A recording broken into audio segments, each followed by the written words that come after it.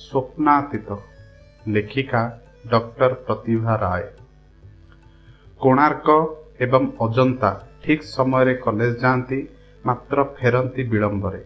सेमानंकर फेरिबारे विलंब हेले संसार रे समस्तंको विश्वास करुथिबा तांकर मां सरला एते व्यस्त हुअंती नाही जेते व्यस्त होई पड़ती बापा निर्मल कांति। कारण से आजिकालीर संसार को प्रतिदिन सामना करती। निर्मल कांति जड़े प्रतिभावान चित्रशिल्पी। निजर छोट स्टूडियोटी भितरे से सारा संसार को देखती एवं निर्भुल भावे प्रकाश भी करि पारंती। तांकर प्रतिटी चित्र भितरे गोटाए सुरुचि संपन्न हृदयर मंद्र मधुर स्वर बाजी उठुथाए। निर्मल कांतिंकर चित्रकला भितरे गोटे संभ्रांत व्यक्तित्व छपी रही थाए। प्रकृतिर विभिन्न रमणीय दृश्य, भगवत प्रेम धारारे प्लावित विभिन्न चित्र, जगन्नाथ जीशु बहु विचित्र पवित्र रूपरे विकसित हुअन्ते निर्मल कांतिंकर चित्रकलारे। देव मंदिर भली तांकर छोट स्टूडियोटी भारी पवित्र मने हुए। सत्य शिव सुंदरर परम पुजारी एकनिष्ठ साधक निर्मल कांति दिन राति टेबल लैंप जाली मोटा लेंस चश्मा पिंधि रंग तोली नहीं शून्य कानभास रे संपूर्णतार स्पर्श देउथांती।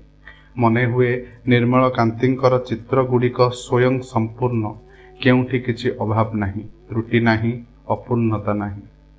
निजर छोट स्टूडियोटी परि निर्मल कांतिंकर दुईटी संतानर छोट संसारटी मध्य स्वयं संपूर्ण मने हेउथिला। पुओ कोणार्क आ झियो अजंता बापांक चित्रकला भली संभ्रांत और मार्जित रुचिर पोशाक पिंधुथिले। रुचि शैली बेस परिपाटी रे पदाकु बाहरुथिले। नम्र मधुर व्यवहार समस्त को मुग्ध करुथिले। पाख पड़िशारे आउ केते जण समवयसी सांगसाथी सामने सेमाने थिले दुईटी उज्जवल दृष्टांत। निजर कुनी कुनी पिला दुईटी धीरे धीरे दुईटी महान व्यक्तित्व रे परिणत हेबाकु जाउछंती भाबी निर्मल कांतिंकर शिल्पी मन परम संतोष लाभ करुथिला। पिला दुहींकु अधिक सुख स्वच्छंद देबा पई निर्मल कांति पूर्व अपेक्षा बेसी समय स्टूडियो रे काम करुथिले। एमिति कि राति राति उजागर रही से बरादी छवि सब आंकुथिले एवं ठीक समय रे सबु ग्राहकंकर चाहिदा मेंटाउथिले।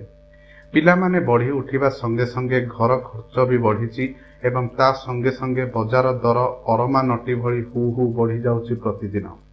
दिने जेउ चित्रकला निर्मल कांतिंकर जीवन थिला, आज से हेउची जीविका। आवश्यकतार बढ़ंत पंजा मिलाई जीविका एमिति जीवन को काबू करिनिए बेले बेले। बापांकर अत्यधिक परिश्रम और कुछ साधना जे पिलामानंकर सुख स्वच्छंद समृद्धि एवं उज्जवल भविष्यत पई उत्सर्गीकृत ए कथा पिलाए बुझंती कि ना केजाणी देखिबा लोके बुझंती। निर्मल कांतिंकर पितृपणिया को धन्य धन्य कही प्रशंसा करती। मने मने भावती कोणार्क और अजंता निश्चय बापांक आदर्श रे अनुप्राणित होई जणे जणे महान व्यक्तित्व रे परिणत हेबे। कारण निर्मल कांति रक्त को पानी करी सत् उपाय अर्थ उपार्जन करती, सत् पथरे चलती। तांकर उत्तम आचरण और सत् स्वभाव निश्चय पिला दुहींको ऊपर प्रभाव पकाइबो। किंतु आजिकाली निर्मल कांतिंकर निज पिला दुहींको ऊपर विश्वास तुटी जाउची। कॉलेज पाठ प्रस्तुति पाई अजंता जेते समय देउनाही, निजर रूपसज्जा एवं प्रसाधन पाई सेतिकी समय व्यय करुची। कॉलेज को बाहरी जिबा बेले मने हुए अजंता जेमिति केउ रूप कथार नायिका एवं कॉलेज को नुहे से जेमिति शूटिंग को जाउची। झियर इच्छाकृत विज्ञापित रूप लावण्य को सीधा सड़क चाही पारंती नाही शिल्पी निर्मल कांति। आखिपता आपे आपे नई जाए, सारा देह घर्माक्त हुए विषण्ण अव्यक्त व्यथार आघातरे। कुआड़े उभान होईगला अजंतार से बालिका सुलभ मधुर लज्जा, नम्र चाहणी और संजत सुंदर वेश पोशाक। पुओ कोणार्कर कथा अजंता ठारू आहुरी दुई पाद आगरे।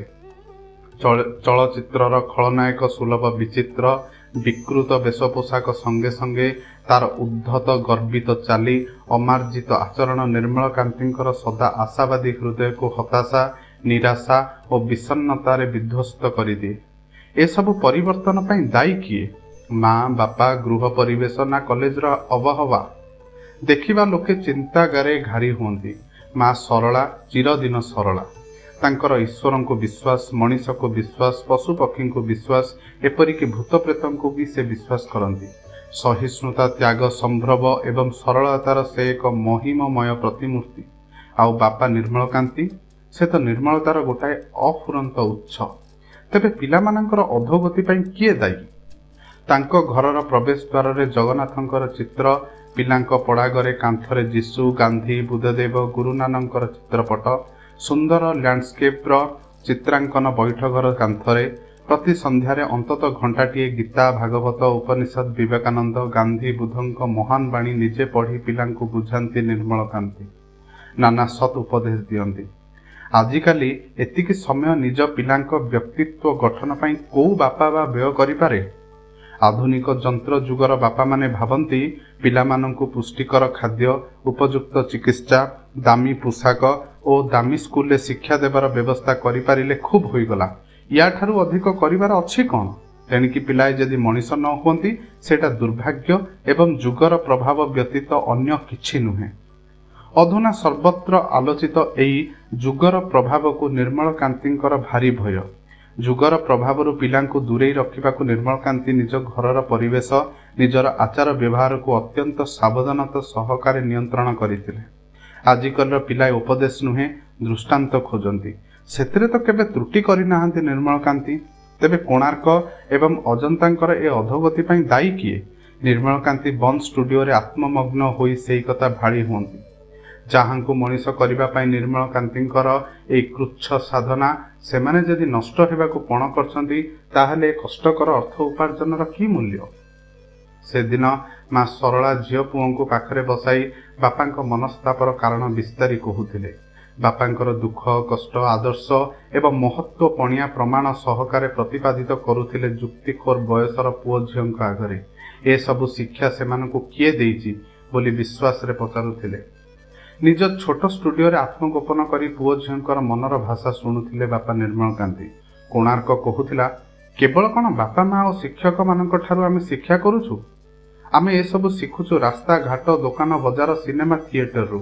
ଅବଶ୍ୟ ବାପା ଆମକୁ ସବୁ ସିନେମା ଦେଖିବା ପାଇଁ ଛାଡ଼ନ୍ତି ନାହିଁ। କେବଳ ଦେଶାତ୍ମବୋଧକ ବା ଭକ୍ତି ରସାତ୍ମକ ବିଷୟକୁ ନେଇ କେତେଟା ଛବି ଆମେ ଦେଖିଛୁ।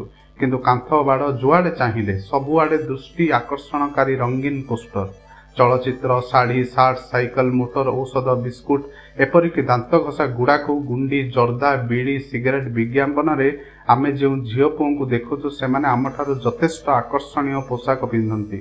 ରାସ୍ତାରେ ଚାଲିଗଲା ବେଳେ ମନେ ହୁଏ ସେମାନେ ଯେମିତି ଆମର ସାଦାସିଧା ପୋଷାକ ଦେଖି ବିଦ୍ରୋହ କରି ହସୁଛନ୍ତି। ମନ ମୋର ବିଦ୍ରୋହ କରେ, ଭାବେ ଆମେ କ'ଣ ବିଡ଼ି ଓ ଗୁଡ଼ାଖୁର ପୋଷ୍ଟର ଠାରୁ ହୀନ? କେବଳ ସେଥିପାଇଁ ମୁଁ ସେଇ ପୋଷ୍ଟର ହିରୋମାନଙ୍କୁ ଫ୍ୟାସନରେ ଟପି ଯିବା ପାଇଁ ଚାହେଁ। ମୋ ବାପା ଜଣେ ଏତେ ବଡ଼ ଆର୍ଟିଷ୍ଟ, ସାମାନ୍ୟ ପୋଷ୍ଟର ଗୁଡ଼ା ତାଙ୍କ ପୁଅକୁ ପଛରେ ପକାଇ ଦେବା ମୁଁ ବରଦାସ୍ତ କରେ ନାହିଁ। ଅଜନ୍ତା ମା ପାଖରେ ଅଭିମାନ ଭରା ସ୍ୱରରେ କହୁଥିଲା, ସତେଲୋ ମା, ରାସ୍ତାକୁ ବାହାରି ପଡ଼ିଲେ ମନଟା ମରିଯାଏ।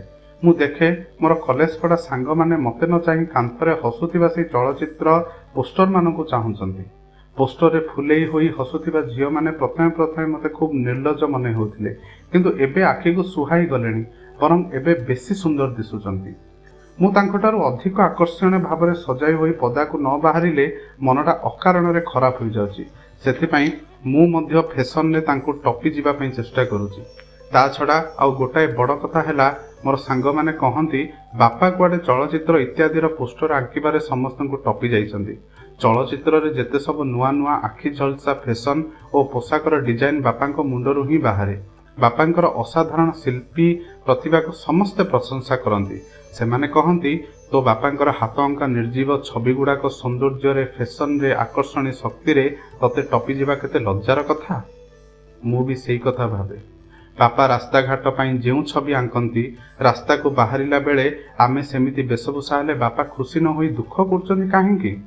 ବାପାଙ୍କର ଶିଳ୍ପୀ ପ୍ରତିଭାକୁ ସମ୍ମାନ ଦେଉଛୁ ବୋଲି ବାପା ଗର୍ବ କରିବା କଥା। ତୁ ତାଙ୍କୁ ସେଇ କଥା ବୁଝେଇ ଦେଉନୁ କାହିଁକି? ସରଳମତୀ ପୁଅ ଝିଅ କୋଣାର୍କ ଓ ଅଜନ୍ତା ବାପାଙ୍କ ଶିଳ୍ପୀ ପ୍ରତିଭାର ଜୈତ୍ର ଉଡ଼ାଇ ରାସ୍ତାକୁ ବାହାରି ଗଲେଣି। ନିର୍ମଳକାନ୍ତି ଜଣେ ଶିଳ୍ପୀ।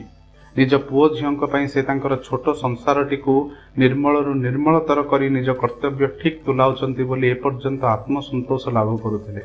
ମାତ୍ର ଆଜି ସେ ବୁଝୁଛନ୍ତି ଶିଳ୍ପୀର ଦୁନିଆ କେତେ ବିରାଟ, କେତେ ପରିବ୍ୟାପ୍ତ ए दुनियाटिକୁ निर्मल करी तैयारी करिबारे शिल्पीर जे गुरु दायित्व रहिछि ए कथा से केते दिन हेब भूली जाइथिले अभाव ओ अनटनर गुरु चापरे।